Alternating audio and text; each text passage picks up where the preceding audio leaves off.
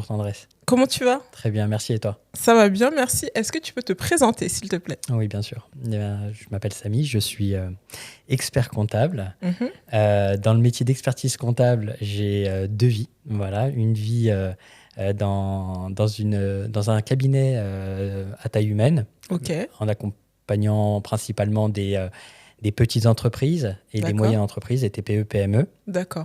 Du coup, Su- Oui, excuse-moi de te couper, hein, parce que tu as dit j'ai deux vies ou j'ai eu deux vies? j'ai deux vies. D'accord, donc là, c'est actuellement Ouais, c'est dont tu parles. actuellement. Je suis D'accord, sur pardon. ma deuxième vie dans l'expertise comptable. Ok. Donc, ma première vie, elle s'apparente un peu à celle des experts comptables Mhm, voilà, que vous connaissez comme un des mortels.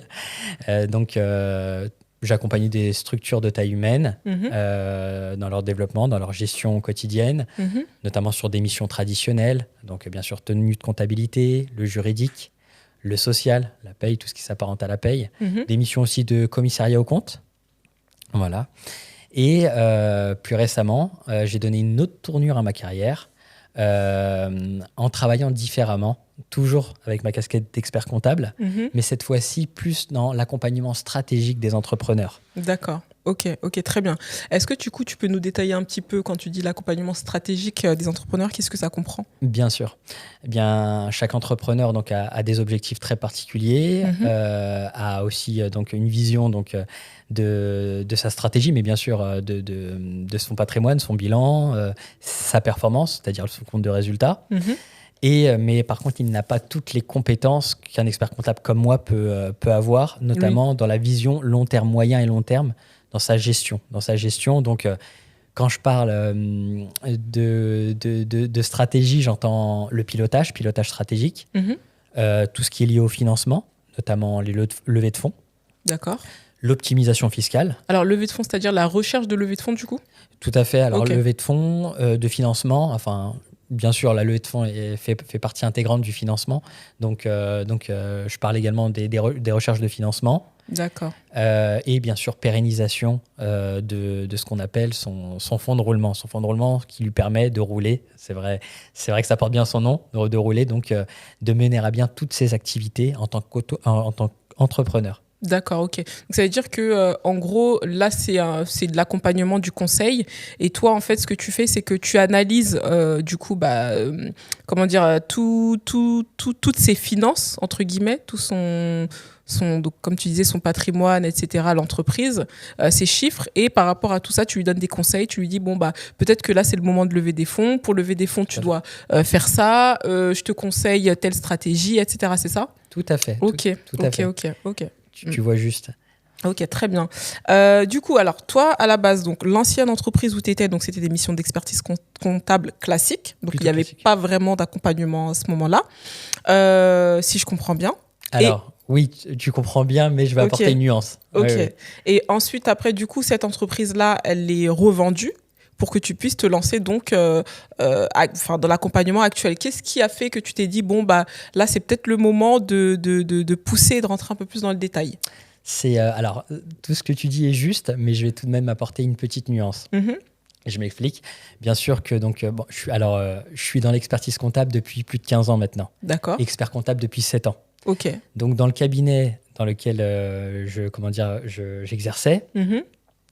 en tant qu'expert comptable, j'étais associé. Mhm. Et dans ma vision du métier, j'accompagnais du mieux possible les entrepreneurs dans le conseil. Donc déjà, à travers les missions traditionnelles que je faisais, Mhm. j'accompagnais donc au maximum. Alors quand je dis au maximum, j'entends par exemple dans les moments importants de la vie de l'entreprise, comme la transmission de l'entreprise, voilà, ou l'arrivée d'un nouvel associé actionnaire, D'accord. voilà, ou bien sûr le changement stratégique avec d'autres activités qui rentraient. Donc déjà, le conseil faisait déjà partie intégrante D'accord. de l'expert comptable que j'étais dans ma première vie. D'accord. J'ai aussi eu la chance d'avoir une associée exceptionnelle que je salue d'ailleurs, et qui est à la retraite, mais qui m'a mis le pied à l'étrier. Et Ok. donc, elle était avant-gardiste, elle avait déjà cette vision conseil. D'accord.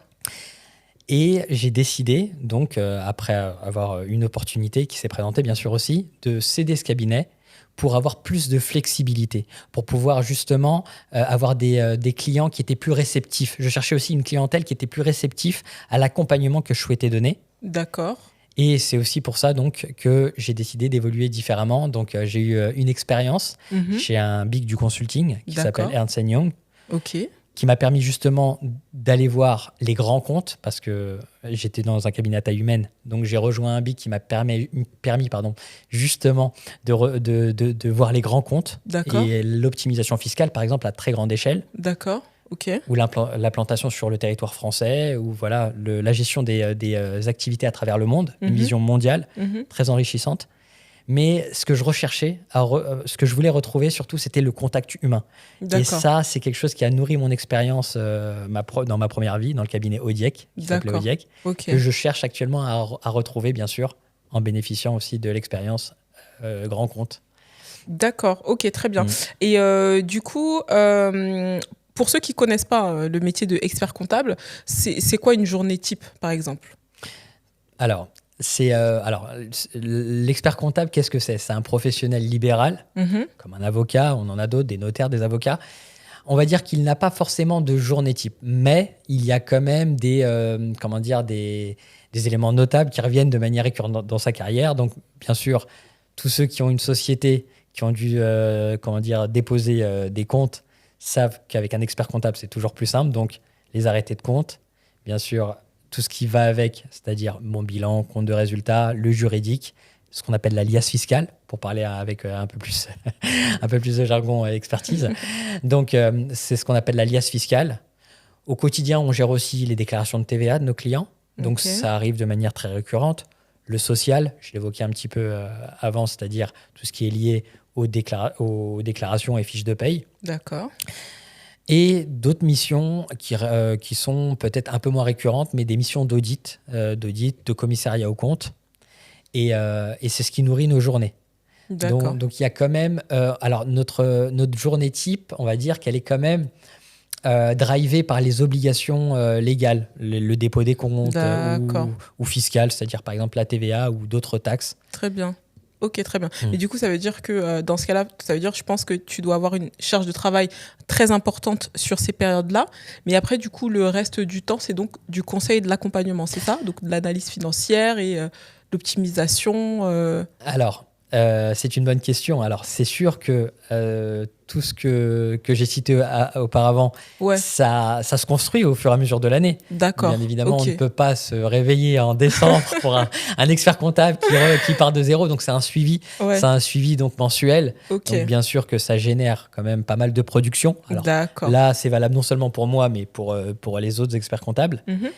Mais bien sûr que les missions dans lesquelles on va dire je m'épanouis le plus, c'est les structures qui ont un service comptable, par exemple, que je driverai à distance pour justement avoir les informations nécessaires, bien sûr de qualité, des informations qualitatives nécessaires pour pouvoir produire le conseil. D'accord. C'est ce qu'on appelle les missions de révision. Et c'est vraiment celles dans lesquelles je m'estime le plus efficace. D'accord, ok. Donc c'est quoi ? Ça veut dire que c'est un outil que tu développes qui te permet du coup d'obtenir les informations en temps réel et de pouvoir donc apporter le conseil. Exactement. Au bon moment, sans que... le problème, c'est que comme l'entrepreneur, lui, il est la tête dans le guidon, etc., donc forcément, il n'a pas ce recul-là. Et donc, cet outil sur lequel tu travailles, exactement, que tu vas nous présenter prochainement, permet du coup, toi, de faire du conseil de qualité. Mais du coup, c'est quoi les avantages ? Alors, par exemple, donne-moi quelques bénéfices. C'est une très bonne question. Alors, il y a deux possibilités de voir les choses. Soit on a une vision légale des choses, c'est-à-dire qu'on sait qu'on est tenu par l'administration fiscale de déposer les comptes à telle date et on s'y tient. Ou soit on est avant-gardiste. Et ma position, elle est plutôt avant-gardiste, c'est-à-dire d'avoir l'information financière le plus tôt possible pour pouvoir anticiper. C'est sûr qu'arrivé décembre, le conseil a beaucoup moins de valeur que si j'avais un suivi hebdomadaire, mensuel, tout dépendra bien sûr de l'approche du dirigeant, Mhm. pour justement donner les bons conseils au bon moment, D'accord. même dans l'optimisation fiscale, par exemple. D'accord, ok. Donc, ça peut être sur l'optimisation fiscale, les conseils, ça peut être sur, tout à l'heure, tu disais la recherche de fonds, levée de fonds, là, c'est le moment, etc. Peut-être au niveau de la trésorerie, attention, là, tu devrais peut-être faire ceci, cela, tu devrais... Ok, d'accord, Très bonne remarque. C'est tout à fait ça. D'autres d'autres types de conseils qui peuvent être donnés en fonction de l'analyse? Bon, après, j'imagine ça dépend ça du dépend, domaine, ça ça dépend dé- de plein de choses, mais... Bah, c'est quand même une bonne question, Tendresse, parce que voilà, partons du principe qu'on a une société qui a un très beau projet, un Mhm, très beau projet commercial mhm, qui commence à faire ses preuves sur le marché. mhm. Eh bien, cette entreprise, elle a tendance à se surévaluer. À un moment donné, quand tous les voyants sont au vert, on a tendance à ne pas anticiper l'avenir. D'accord, ok. L'expert comptable est justement ce garde-fou qui te permet d'avoir une croissance saine. D'accord, ok. C'est-à-dire croissance saine, on entend quoi par là? Alors, c'est une très bonne question. Les entrepreneurs, je les connais par cœur. Ça fait plus de 15 ans que je les côtoie au quotidien. Mhm. Et donc, généralement, ils ont tendance à voir les choses trop vite, trop loin. D'accord, ok.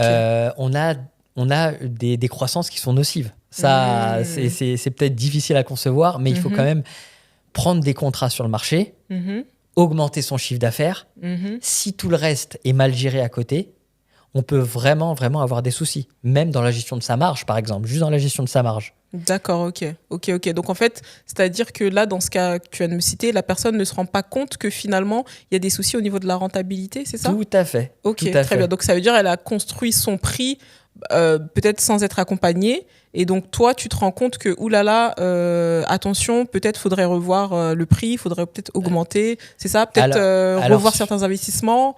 Sur Non? le pricing, Ouais. sur le pricing, bien sûr que j'ai mon avis. Pourquoi? Parce qu'un expert comptable a des... Enfin, nous, on a plusieurs sociétés du même secteur. D'accord, Donc, on a cette vision aussi d'accord, qui permet à l'entrepreneur d'avoir un visu sur ce qui se passe sur ses concurrents. Bien d'accord. évidemment, on a une obligation de confidentialité. Mhm. Mais il n'empêche que nous, on a quand même un panorama plus important. D'accord. Donc, si, admettons, partons du principe que j'ai un nouveau client qui arrive dans la restauration, Mhm. dans un secteur géographique donné, Mhm. je peux savoir à peu près les prix qui sont pratiqués par rapport aux cartes de ses concurrents. Bon, bien sûr, ça, c'est un exemple plutôt simple puisque les prix, ils sont accessibles. Mhm. Par contre, j'ai aussi le visu sur tout ce que lui ne voit pas, c'est-à-dire les charges et les marges. D'accord, ok, je comprends. Donc tu peux lui dire, oulala, attention, là tu es en train de griller un peu trop vite par rapport à ce qui se passe sur le marché, par rapport à ce que tu devrais faire Exactement. dans ton stade de développement. Tout à fait. D'accord, ok, je comprends très bien. En sachant que ce que tu es en train de me dire, les experts comptables de base ne le font pas. Ils font pas ce conseil-là, en tout cas très peu sur le marché, du moins. C'est pas quelque chose qui est développé. Donc c'est vrai que le fait que tu dises que toi c'est quelque chose que tu fais, c'est vraiment un gros point fort parce que moi je sais que c'est quelque chose que beaucoup d'entrepreneurs se plaignent. Oui, tu vois, manque ce de côté temps, où manque je de sais conseils. pas, moi je suis dans la tête dans le guidon, les informations ne sont pas données au bon moment, il est parfois trop tard pour optimiser. Bien sûr, mais il faut savoir sensibiliser. J'ai eu différents profils d'entrepreneurs. J'ai accompagné différents profils d'entrepreneurs dans ma carrière. Mais je peux quand même remarquer que souvent, en récupérant un client qui a déjà connu un autre expert comptable, il voit la différence. Souvent, quand j'ai un néo-entrepreneur, très compliqué de lui dire que voilà, mon accompagnement, il est vraiment panoramique. Et il faut absolument qu'on travaille en collaboration parce que je ne suis pas un prestataire, en fait. Je suis vraiment en collaboration, je travaille en collaboration. Je disais un mot fort tout à l'heure, c'est je suis un associé, alors peut-être que je l'ai dit en off, je suis un associé non equity. Ça veut dire que lorsque je travaille avec un entrepreneur, bien évidemment que je ne suis pas sur ses statuts dans sa société en tant qu'associé. Mais j'ai une vision associée non equity. Mon intérêt, c'est la pérennisation de ses activités, la pérennité de ses activités. Et justement, j'ai une vision court, moyen et long terme. D'accord. Et c'est ce qui me permet de leur donner un conseil beaucoup plus engageant que certains. Certains experts comptables, peut-être, ne le font pas encore assez. Ouais, Oui. tout à fait. Et de ton point de vue, quelle est la raison? Je sais pas si peut-être.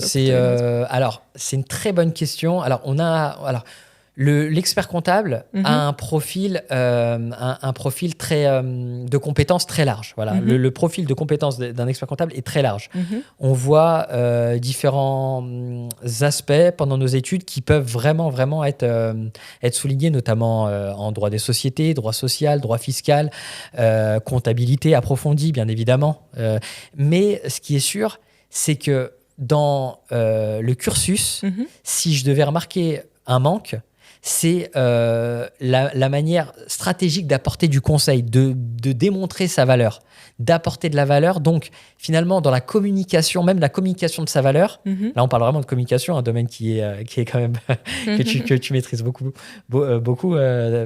Tendresse. Donc, au final, dans cette manière de communiquer sa valeur, il y a un manque, ce qui fait que généralement, le client le perçoit d'une certaine manière, alors que si jamais il avait fait l'effort de communiquer, peut-être que même du client, on aurait vu une plus grande demande. Enfin, le client serait plus demandeur, et ce qui aurait permis à l'expert comptable d'exprimer un peu plus sa valeur ajoutée, un peu mieux.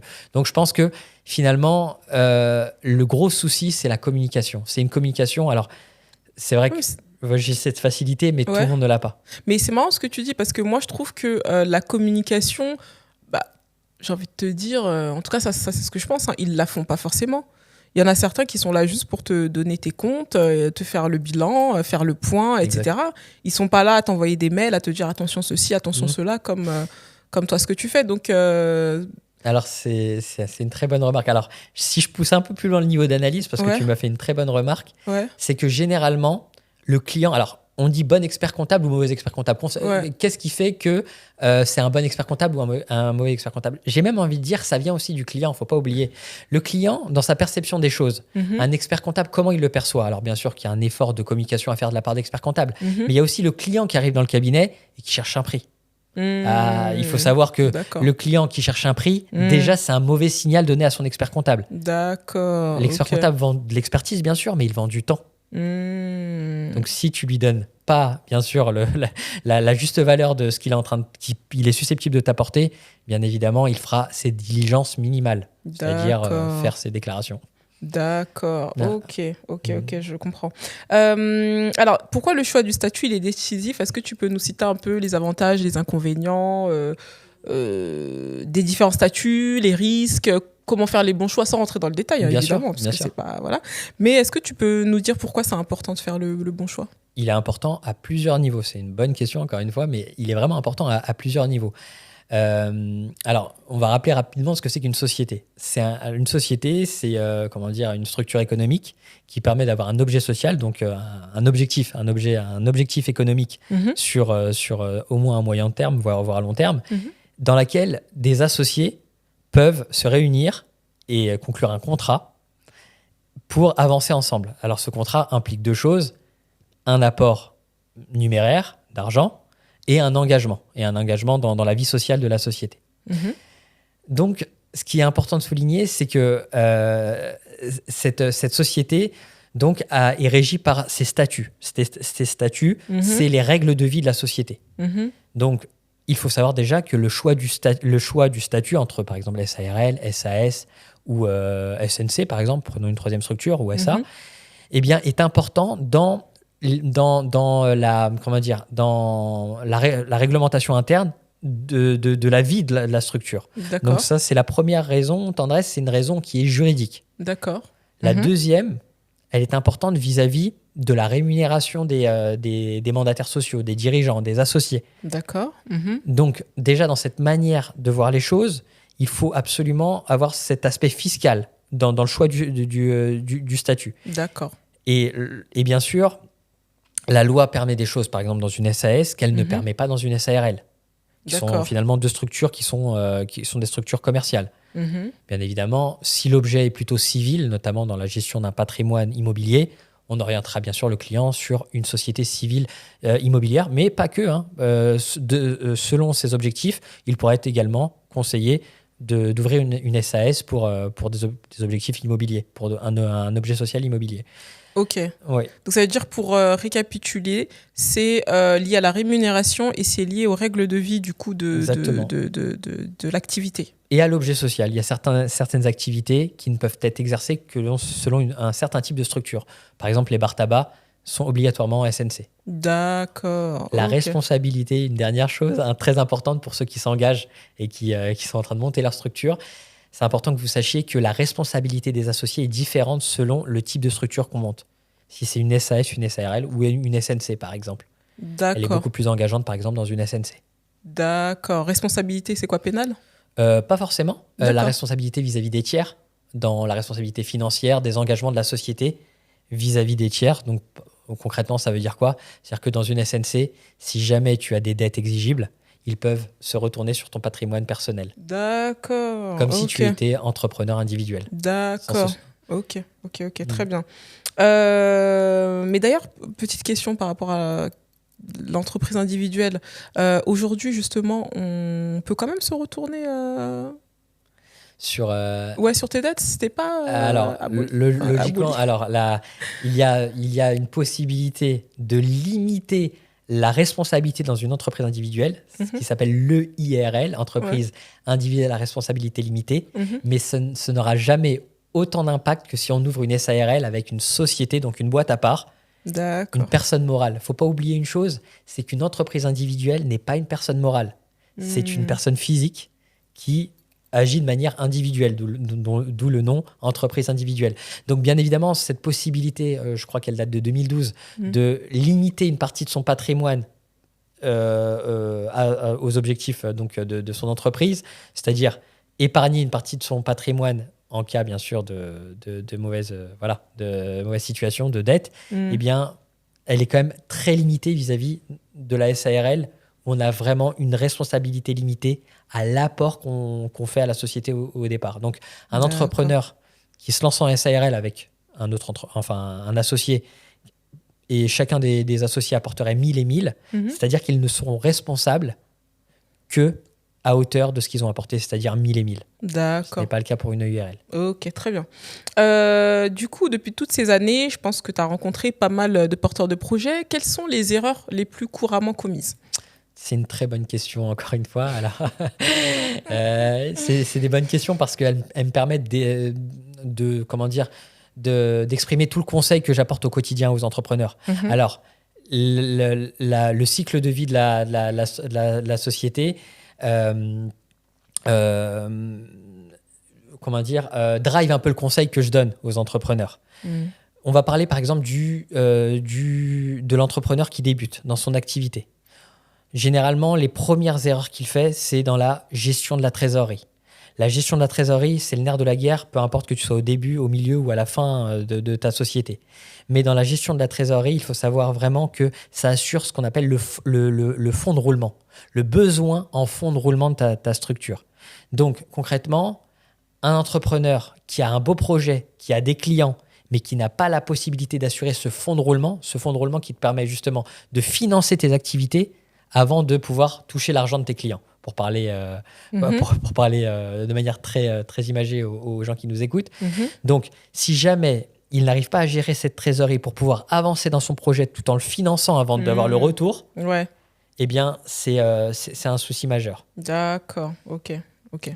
Tu En- en vois d'autres aussi? Bien sûr, mais je vais m'arrêter à peut-être deux exemples. Ouais. Deuxième exemple, c'est dans la manière comment dire, de percevoir donc les taxes et notamment la TVA par exemple Mhm. sur ces activités ou bien sûr les cotisations sociales auxquelles il doit faire face vis-à-vis de ses obligations salariales avec les charges sociales patronales qui viennent avec.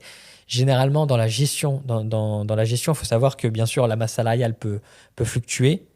Et j'ai vu des entrepreneurs donc négliger donc non seulement la TVA, tout en pensant que cette TVA était acquise dans Hmm. la gestion. C'est très intimement lié à la trésorerie. Hmm. Donc ça, encore une fois, j'ai vu des entrepreneurs donc négliger cette partie TVA, cette partie taxe. Enfin, je cite la TVA parce qu'elle revient mensuellement ou trimestriellement, Ouais. mais à cette partie taxe. Il faut savoir une chose, c'est que bien sûr, on vit dans un état de droit où, dans tous les projets de société, s'il y a un associé qui revient toujours, c'est l'État. Donc, il faut bien juger donc, ce rapport vis-à-vis des taxes et planifier ça dans un plan de financement. Ce qu'on appelle un plan de financement, aussi un plan de trésorerie. Autre chose, c'est dans sa manière de se financer.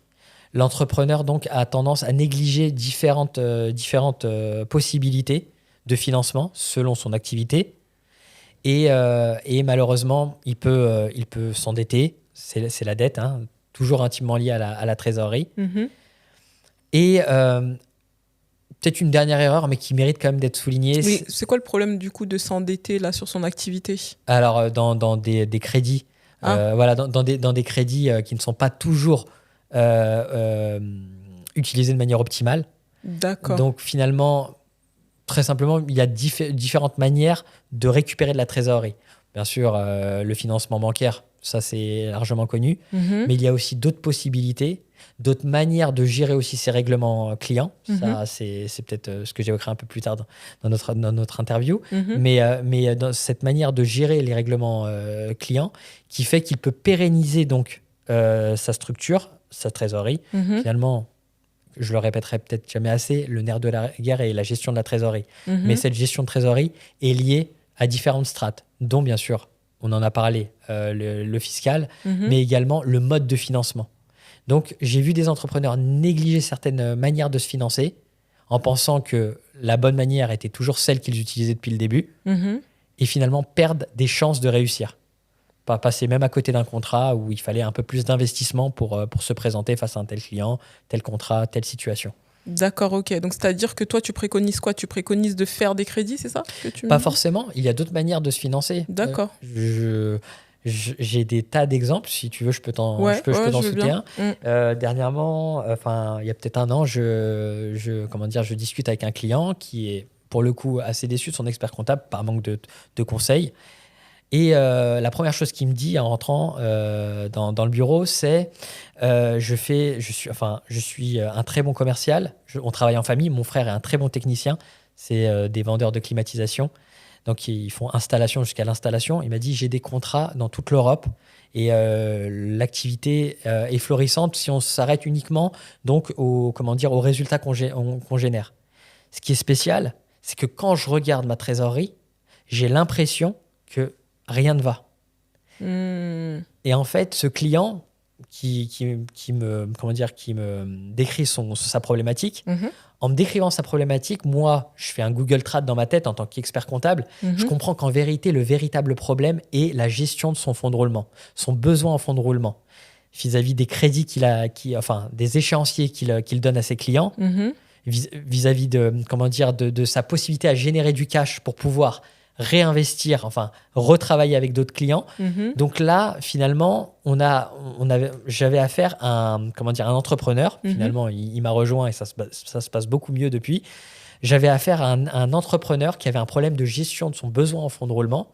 Donc, on a mis en place une solution qui s'appelle le factoring avec la banque, qui permet justement de financer en avance ses créances clients pour pouvoir récupérer plus rapidement du cash, donc du sans frais à réinjecter. Donc là, son problème à lui, c'était la gestion du besoin en fonds de roulement et on a réglé son problème. D'accord. Non, ok, super, je comprends très bien. Du coup, pour revenir sur le porteur de projet, donc toi, tu vois d'autres erreurs aussi, donc tu m'en as cité quelques-uns. Est-ce que tu en vois d'autres fréquemment réalisées? En fait, il y a deux types de charges. Alors, ce que vous maîtrisez souvent très bien, vous, entrepreneurs, c'est les produits que vous générez. Donc, ce chiffre d'affaires. Je pense que tout entrepreneur normalement constitué a une vision assez claire de son chiffre d'affaires. Maintenant, s'il a une vision sur ses charges, je pense que généralement, ceux qui n'ont pas eu la chance d'être assez accompagnés, elle est assez limitée dans la mesure où ils ont du mal à structurer leur vision des charges. Je m'explique. Il y a deux types de charges. Celles qu'on appelle les charges structurelles, de structure fixe, et les charges variables. Le problème, c'est que souvent, l'entrepreneur s'engage à long terme sur des charges. Donc, il va fixer ses charges.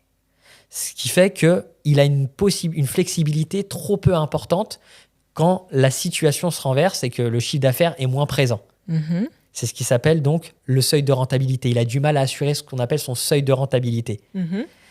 Finalement, déjà dans la manière de gérer ses charges, le choix par exemple entre un leasing ou un prêt plus courte durée, Mhm. voilà, c'est une manière de gérer ses charges aussi. Mhm. Ça, c'est un souci que j'ai longtemps observé, enfin à plus d'une reprise, observé chez les entrepreneurs, c'est qu'ils ont tendance à négliger la catégorie des charges dans laquelle ils s'engagent.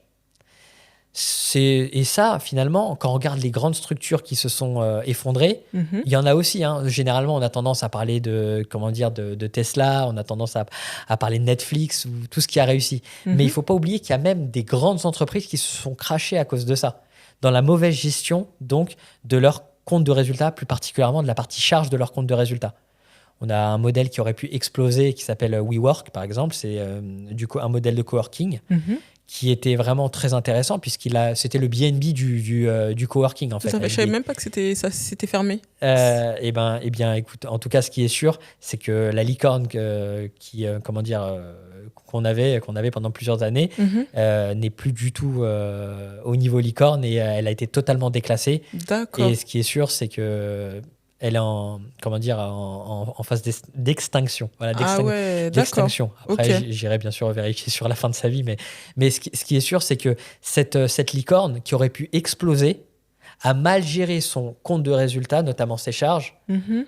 en s'engageant sur des baux longue durée Hmm. avec les bailleurs, alors que finalement, dans son chiffre d'affaires, tous ces contrats clients étaient court terme. Donc bien sûr, avec la crise du Covid, on va dire que les contrats court terme se sont très vite stoppés. Mhm. Par contre, les charges long terme Hmm. ont continué. Hmm. Alors, si j'ai un autre conseil à donner aux entrepreneurs qui nous écoutent, peut-être qu'on peut limiter les charges fixes, donc en flexibilisant un maximum les charges. Mais d'un autre côté, on peut faire quelque chose de mieux encore, c'est de fixer le chiffre d'affaires avec un système d'abonnement, par exemple. Hmm. Netflix l'a très bien compris. Hmm. Il faut mieux avoir un abonnement stable qui nous permet une projection long terme Tout à fait. plutôt qu'exploser un chiffre d'affaires. Et Netflix aurait pu tomber dans le panneau. Hmm. Souvent, on parle de Netflix tel que c'est en 2025. Mais il ne faut pas oublier que Netflix, ça démarre en 1987. Ah Et ouais. entre 1987 et maintenant, il y en avait des possibilités de faire des erreurs. Ah bah ça c'est clair. D'accord. Ouais. Ah ouais. Hmm. Donc, fixer du chiffre d'affaires, essayer de créer un chiffre d'affaires fixe. Hmm. Voilà, c'est aussi un conseil que j'apporte Ok. aux entrepreneurs que j'accompagne. Ok, super. Très bien. Pour te reposer la même chose pour les entrepreneurs, quelles sont les erreurs que tu vois? Bon, c'est vrai que tu nous as parlé de l'entrepreneur qui était un très bon commercial et son souci, c'était sur le besoin en fonds de roulement. Et donc, tu as proposé le factoring. Donc, c'est la banque qui avance les sous pour permettre à la personne d'avoir de la trésorerie, etc. Ok, très bien. Est-ce que tu vois d'autres problématiques ou d'autres erreurs réalisées par les entrepreneurs cette fois? Dans la confiance. Souvent, l'entrepreneur a la tête dans le guidon. Alors, je parle du dirigeant. Le président de la boîte, si c'est une SAS, ou le dirigeant, si c'est une SARL, mais finalement, on parle de la même chose. Ne peut pas se permettre d'avancer en faisant confiance aveugle aux gens, même compétents, qui l'accompagnent. Un dirigeant, bien sûr qu'on a nos domaines de compétences privilégiés. Moi, je suis peut-être un peu moins marketing que certains, mais on ne peut pas faire une confiance aveugle. Il faut toujours essayer de comprendre. Et c'est d'ailleurs ce que j'essaye de faire. Ce que aussi j'invite les autres experts comptables, mes confrères et les futurs confrères à faire, c'est de vulgariser l'information, de vulgariser les notions que nous, on a. Bien évidemment qu'un besoin en fonds de roulement, on peut l'expliquer. Si on s'arrête uniquement en discussion à besoin en fonds de roulement, ça peut être difficile. Mais le dirigeant lui-même doit aussi faire l'effort de comprendre. Il ne veut pas tout déléguer et faire une confiance aveugle. D'accord. C'est les grosses erreurs que j'ai pu voir. Ok. Donc, qu'est-ce que tu recommandes? C'est quoi? C'est de la formation? C'est du coaching? Dans ce cas-là, Qu'est-ce qui est fait pour qu'il puisse... Alors, plusieurs possibilités selon ses besoins. Ouais. Déjà, prendre le temps avec son expert comptable. Parce que Ouais. souvent, on dit, mon expert comptable n'a pas le temps. Mm. Mais souvent, la vraie question que je pose aussi, enfin, c'est une deuxième vraie question, c'est est-ce que vous avez pris le temps de demander à votre expert comptable? Ouais. Mm. Après, peut-être il connaît pas aussi. Si on Oui. connaît pas, on peut pas poser les bonnes questions. Du coup. Essayer de comprendre. Pourquoi souvent, je prends un cas classique qui fera peut-être sourire beaucoup d'entrepreneurs qui nous regardent. Quand l'expert comptable appelle et dit voilà, tel mois, tu as tant de TVA à payer. Mhm. Il faut peut-être essayer de comprendre pourquoi. Mais la première question, c'est je comprends pas, pourtant, j'ai pas fait énormément de chiffre d'affaires. Mais nous, on a d'autres critères en tête. C'est ce qui s'appelle l'exigibilité de la TVA. À quel moment la TVA est exigible? C'est pas toujours au moment où on génère du chiffre d'affaires qu'on doit payer la TVA. Juste cette question-là, lorsque j'ai encore des clients qui me demandent, je ne comprends pas. Parce que pour moi, il y avait une corrélation simple, claire et simple, entre le chiffre d'affaires et la TVA. Mais pas forcément. Ça, bien sûr que ce n'est pas de votre ressort, c'est d'une autre. Mais par contre, ce serait une erreur, non seulement pour le client, mais pour l'expert comptable, de ne pas essayer d'expliquer ça au client ou de pas prendre le temps d'écouter. Ok. Mais du coup, dans ce cas-là, je pose la question, comment ça se fait que ces clients-là, ils ont ce cas-là? Comment ça se fait que j'ai un petit chiffre et je vais avoir beaucoup de TVA dans ce cas-là? C'est dû à quoi? Alors justement, j'ai utilisé un terme important, c'est l'exigibilité. À quel moment la taxe est exigible? À quel moment le fisc est en droit de réclamer son dû? C'est pas forcément au moment où tu touches l'argent sur ton compte bancaire. D'accord. Que la TVA devient exigible. Il y a d'autres critères. C'est des critères donc liés à l'administration fiscale, au Code général des impôts, pour employer un terme fort, au Code général des impôts, qui justement doivent être pris en compte dans la déclaration de TVA. Donc, si on explique ça au client que finalement, si par exemple il contracte avec un autre pays d'Europe, la TVA est exigible d'une certaine manière, s'il commerce à l'international, la TVA est exigible d'une certaine manière, s'il est dans la prestation de service, sa TVA est exigible d'une certaine manière. Dans la prestation de service, pour vous expliquer un peu plus en détail, la TVA devient exigible à partir du moment donc, où l'argent est perçu. Contrairement à la vente de biens, où la TVA est exigible à partir du moment où la facture est faite. D'accord. Et le matériel a été réellement envoyé. D'accord. Ah oui, donc effectivement, alors que le client, peut-être qu'il va payer plus tard, C'est ça. donc on va lui demander donc la TVA, alors que sur le mois en cours, il l'a pas encore. fait. Ok, je comprends. Et l'expert comptable doit anticiper ça. Ça, pour le coup, c'est plus le rôle du client. Le client, son rôle, c'est de pas faire une confiance aveugle, je l'ai dit, mais essayer de comprendre. L'expert comptable, son rôle, c'est d'expliquer et d'anticiper. D'accord. Ok, je comprends très bien. Très bien. Est-ce que tu peux nous donner quelques pistes pour optimiser la fiscalité? Alors, optimiser la fiscalité. La fiscalité au sens large ou la fiscalité du dirigeant? Ça, c'est... Du dirigeant, peut-être? Oui, du dirigeant, dans ce cas-là. Partons, voilà. Oui. Optimiser ses taxes, sa taxation, qu'il ait plus de revenus dans sa poche. Si tu as quelques, quelques conseils, sans rentrer dans le détail et des choses techniques. Sans rentrer dans trop de détails. On parlait de quelque chose d'important tout à l'heure dans le choix de la forme juridique de la structure. SARL, SAS, SASU. Donc déjà, dans le choix de la forme juridique, il faut savoir que le dirigeant n'est pas rémunéré de la même manière, ce qui génère une différence de fiscalité. Juste dans le fait. Deuxième chose, c'est le dirigeant peut être majoritaire ou minoritaire. Donc, s'il est majoritaire, il y a certaines règles fiscales qui s'appliquent, alors que s'il est minoritaire, il y a d'autres règles fiscales qui s'appliquent. D'accord, ok. Autrement, une chose que vous connaissez peut-être, enfin qui est un peu plus connue du grand public, c'est la gestion dans le paiement de ces dividendes vis-à-vis de ce qu'on appelle la taxe qui incombe aux dividendes, qui s'appelle la flat tax. À quel moment il faut choisir cette flat tax ou revenir au régime normal de l'imposition au barème progressif de l'impôt sur le revenu. Donc deux possibilités sont possibles. Enfin, on a deux possibilités à ce moment-là. Donc selon l'étude que je fais avec le dirigeant, je lui conseille soit de rester à la flat tax qui est à 30%, soit de revenir au barème, son barème progressif de l'impôt, donc en bénéficiant d'un meilleur taux. Donc il y a bon là j'arrive à un premier niveau d'analyse qui est quand même assez intéressant, je pense, pour ceux qui nous écoutent, mais il y a d'autres éléments à prendre en compte pour optimiser cette fiscalité. D'accord. Ces autres revenus aussi, ces autres revenus de par ailleurs, c'est important. Alors alors nous, experts comptables, on est ce qu'on appelle aussi souvent entre confrères des médecins généralistes. Donc on a possibilité d'avoir une vision globale de la situation du dirigeant qu'on accompagne. Quand je dis une situation globale, c'est que généralement la confiance est assez importante pour qu'il nous explique tout ce qu'il a de par ailleurs, qui nous permet, nous, de lui apporter un meilleur conseil généraliste. D'accord. Bien évidemment, s'il a une problématique fiscale particulière, on l'oriente vers un fiscaliste avec lequel nous, experts comptables, on peut aussi échanger. D'accord. S'il a une problématique patrimoniale, par exemple dans la transmission de ses biens, eh bien, on peut l'orienter vers un conseiller patrimonial avec lequel, bien sûr, on peut, nous... C'est vraiment vos généralistes, votre médecin généraliste qui échange avec votre spécialiste. Ok, je comprends. C'est exactement ça. Ok, je comprends très bien, très bien. Pourquoi, de ton point de vue, c'est intéressant pour un entrepreneur du coup, d'avoir de la TVA plutôt que le consommateur? Parce que c'est vrai que pour un entrepreneur, la TVA, c'est problématique, comme tu l'expliquais, mais après tu disais, il faut anticiper parce qu'on n'a pas le choix, il faut la payer, la TVA. Mais ça reste quand même problématique pour les entrepreneurs parce que c'est vrai qu'eux, ils n'ont pas cette réflexion-là de se dire, c'est pas mon argent en fait. Il y en a beaucoup qui se disent, ouais, mais là, ils sont venus prendre la TVA, ça m'a cassé ma rentabilité. Je sais que j'ai déjà entendu ça. Maintenant, pourquoi toi, tu es défenseur de la TVA? Je ne suis pas un défenseur de la TVA.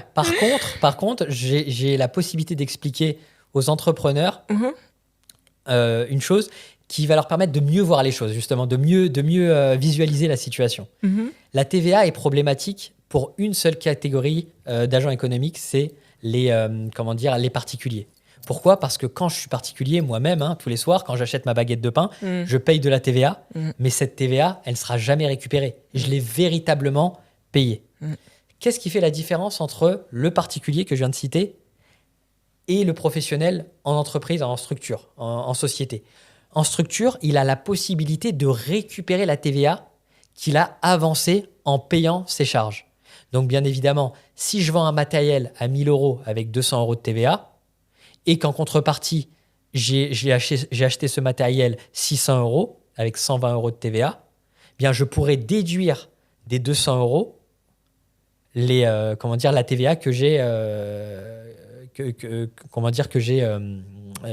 avancée lorsque j'ai payé mon fournisseur. Donc en fait, finalement... Et puisqu'après, elle lui est remboursée. Bon, tout pour ceux à fait. qui ne savent pas, on ne sait jamais. C'est ça. Ok. C'est ça, exactement. Donc finalement, la TVA est neutre pour les entreprises. Bien évidemment que l'entrepreneur, lui, il voit de l'argent sortir de son compte. L'argent qu'il aurait pu utiliser pour faire autre chose. Mais ce n'est pas son argent à lui. C'est juste une caisse qui, de temps en temps, doit faire des virements pour le fisc, pour une TVA qui n'est pas la sienne, finalement. Ok. Oui, c'est pas son argent à lui, c'est l'argent du coup du consommateur, parce que c'est le consommateur qui paye la taxe. Et lui, donc, il transmet cette taxe-là au fisc. Ok, très bien. Est-ce mieux de voir un expert comptable pour tout ce qui est financement, subvention, etc., ou plutôt un conseiller bancaire? Eh bien, cette question, elle me permet de continuer ce que je te disais un peu avant. Nous sommes des médecins généralistes. Donc, nous, on a le visu global sur la situation patrimoniale, non seulement avant, pendant, à court et moyen et long terme. Donc, on a une vision très large de la structure et de ce qui attend la structure. Donc finalement, nous, quand on conseille un client dans le mode de financement qu'il va retenir, on a une vision très très large. Donc on sait exactement en tant que généraliste, en tant que médecin généraliste, quelles sont les meilleures solutions dans sa situation précise. Contrairement au banquier. Le banquier, il y a deux choses à souligner. La première, c'est que c'est un spécialiste de son job. Donc il n'a pas une vision patrimoniale aussi large que nous. Et deuxième chose, c'est que c'est un commercial. Donc, il a aussi des intérêts financiers. Donc, finalement, on a voilà, donc c'est un spécialiste. Bien évidemment, ce spécialiste a un rôle majeur dans l'économie. Bien sûr, je ne tape sur aucun banquier. Par contre, il n'a pas la possibilité d'apporter le conseil, la profondeur du conseil que moi, j'apporte à mes clients, par exemple. D'accord. À quel moment, par exemple, demander un factoring ? Pourquoi le faire, pourquoi pas le faire ? Parce que c'est quand même engageant sur un long terme. On ne peut pas se désengager d'un factoring. On parlait du factoring tout à l'heure. D'accord, on ne peut pas se désengager d'un factoring. Exactement. Ah oui, ok. Donc, le conseil qu'on donne, alors bien sûr que le banquier, son intérêt, c'est d'en vendre un factoring. Bien sûr. Voilà. Alors bien sûr que ça sert aussi aux clients. Je ne vais pas taper sur le banquier. Mais par contre, Nous, on a aussi une vision, on parlait du compte de résultat, de la performance, long terme. S'engager sur un factoring, c'est s'engager aussi sur des frais fixes. Parce que quand on parle de frais fixes, c'est minimum 1 an. Voilà, donc nous voilà, je donne une toute petite vision. Oui, parce que ça coûte de l'argent, forcément. Tout à fait, c'est pas gratuit.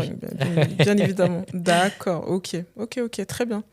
C'est parfait, c'est très clair. Je sais pas si tu as autre chose à rajouter ou c'est bon pour toi. Dans la réunion dans la question. Dans la question, ah, s'il y a d'autres choses. Parce que j'ai eu l'impression de t'avoir coupé, c'est pour ça que non. Ok, super. Tu nous parlais aussi, en off, la dernière fois, tu me parlais aussi en off de la dernière fois, d'une cliente qui a vendu son activité 1 million d'euros. Tu te souviens 1,2 million. J'aimerais bien que tu nous expliques un petit peu cette histoire parce que je pense qu'il y a des bonnes leçons à prendre. Des très bonnes leçons. Alors, tu es presque juste. Elle l'a vendu à 1,3 million. Peut-être que j'ai pas appuyé le 300 000, mais à prendre en considération. Okay. Donc, c'est une très belle histoire qui résume non seulement l'accompagnement, la valeur ajoutée que j'apporte aux clients, mais également une belle histoire entrepreneuriale.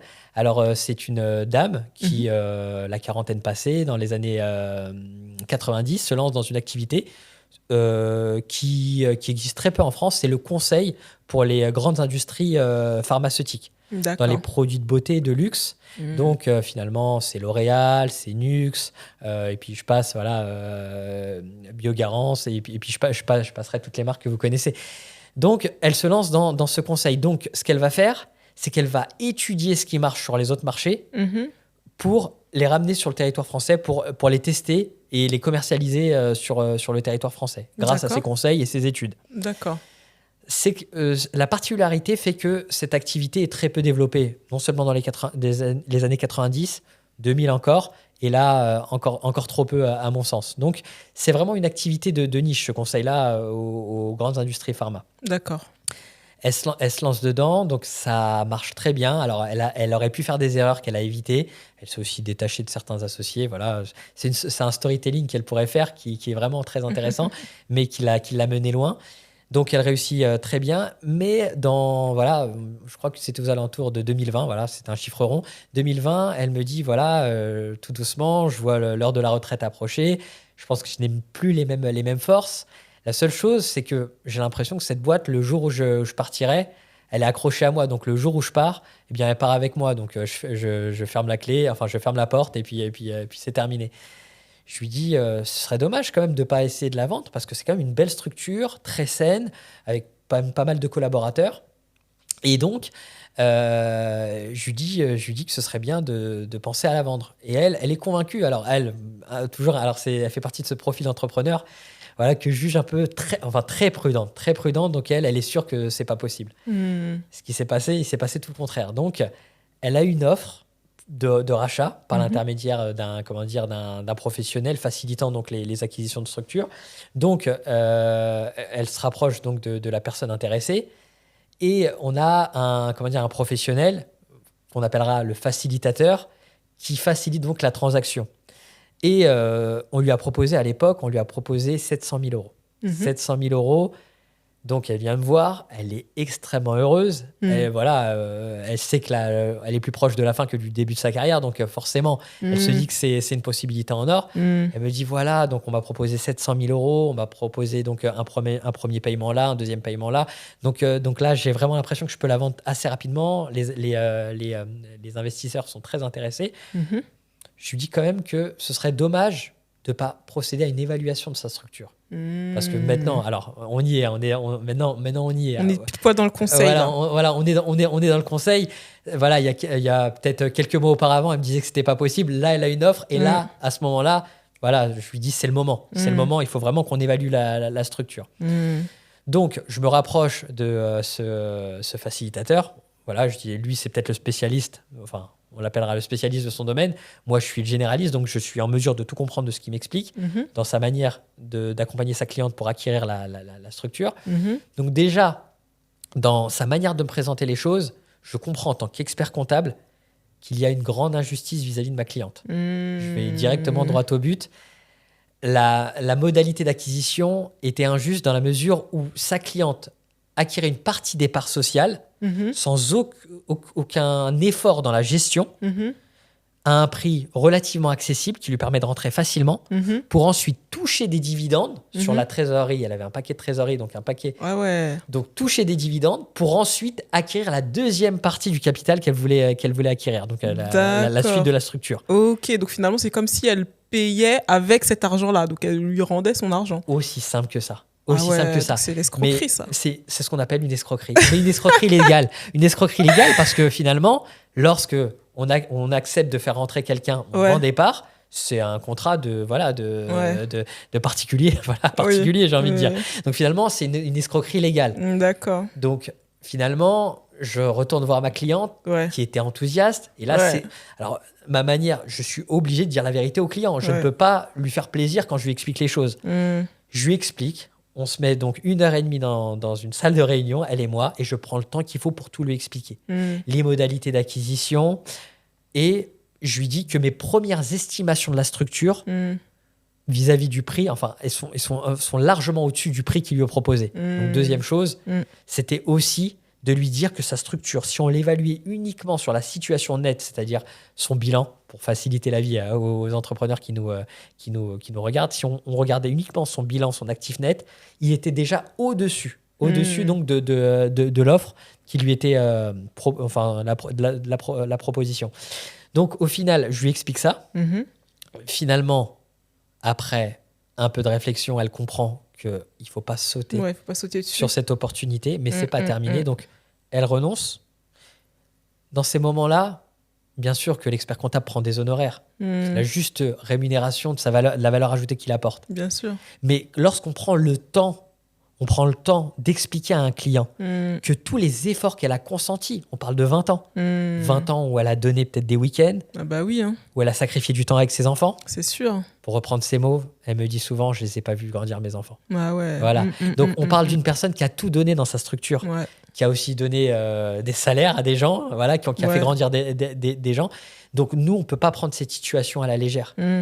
Donc finalement, on a fait une évaluation selon différentes modalités d'évaluation de sa structure. Et déjà à l'époque, c'était en 2020, je l'évaluais à minima à 950 000 euros.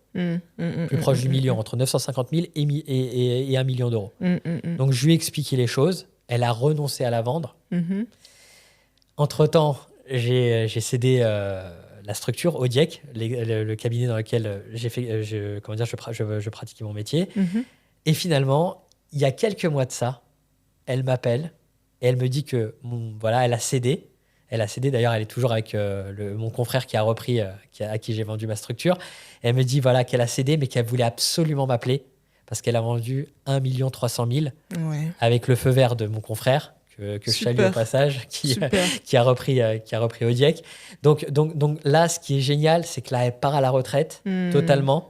Et sereine. Sereine, tout à fait.